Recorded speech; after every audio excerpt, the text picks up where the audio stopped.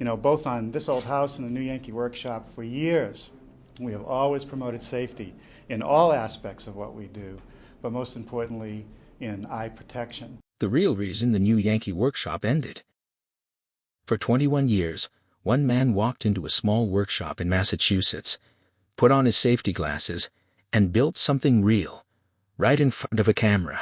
No competition clock, no judges, no twist endings, just sawdust, patience, and a plan.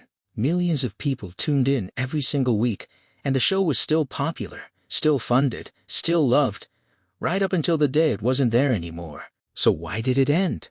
The real answer surprised almost everyone who thought they knew the story.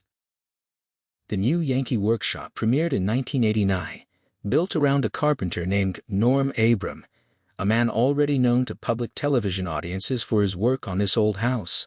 Producer Russell Morash saw something in Norm that went beyond skill with a chisel.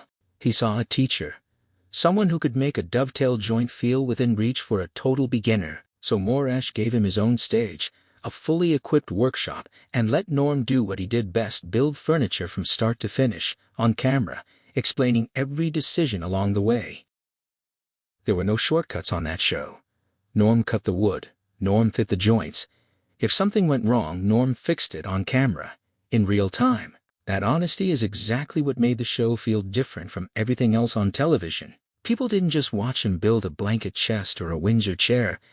They watched a craftsman actually think. But that authenticity had a cost. Behind every 22-minute episode sat dozens of hours of planning, sourcing lumber, and filming, much of it spent standing on bare concrete. And Norm wasn't only doing this show. For years he was also filming This Old House on a completely separate schedule, splitting his time between two demanding productions. By 2009, Norm was approaching 60, and 2 decades of standing, lifting, and repetitive work had quietly taken their toll. Joint strain, back pain, and the kind of chronic foot pain that comes from years on hard concrete floors had become part of daily life. None of it ever showed on screen because that simply wasn't how Norm operated. But behind the scenes, he and Russell Morash had begun talking honestly about what continuing would really mean for his body. And here's the part that matters most. Nobody pushed Norm out. There was no falling ratings story, no network conflict, no behind-the-scenes feud. The decision to end the show was entirely his own. He said it himself, in his own understated way, thanking the viewers and the woodworkers who had supported the show for 2 decades. Morash later explained it plainly too. The show simply could not exist without Norm at the workbench, so when Norm decided it was time to step back, the show ended with him. On October 16, 2009, WGB announced there would be no more new episodes, no dramatic finale, no farewell tour, just a quiet stop in the same spirit the whole show had always carried. The reaction from fans told you everything about what the show had actually meant. Woodworking forums and magazines were flooded with messages, not of anger, but of gratitude. People wrote about learning their first real project because of Norm. Parents wrote about watching with kids who were now adults themselves. It wasn't just a TV show to them. It had shaped how they spent their weekends and how they thought about working with their hands. Norm didn't disappear after 2009.